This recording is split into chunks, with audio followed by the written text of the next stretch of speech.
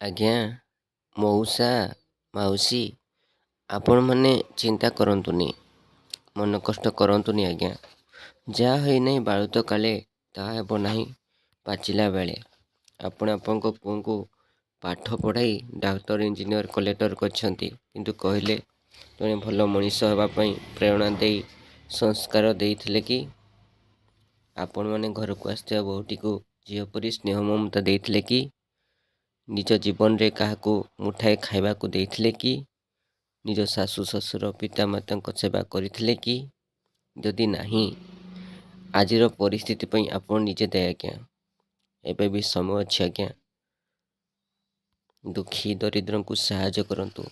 ଏ ଧନ ସମ୍ପତ୍ତି ଟଙ୍କା ପଇସା କେବେ ଆପଣଙ୍କୁ ନେଇକି ସ୍ୱର୍ଗକୁ ଯିବେ ନାହିଁ। ଯଦି ନେଇକି ଯିବେ ତ ଧର୍ମ ଓ କର୍ମ ଜଗନ୍ନାଥଙ୍କୁ ଭରସା କରି ଆଉ କେତେ ଦିନ କାଟି ଦିଅନ୍ତୁ ଆଜ୍ଞା। ଆଜ୍ଞା, ମଉସା, ମାଉସୀ, ଆପଣମାନେ ଚିନ୍ତା କରନ୍ତୁନି, ମନ କଷ୍ଟ କରନ୍ତୁନି ଆଜ୍ଞା। ଯାହା ହୋଇନାହିଁ ବାଳୁତ କାଳେ ତାହା ହେବ ନାହିଁ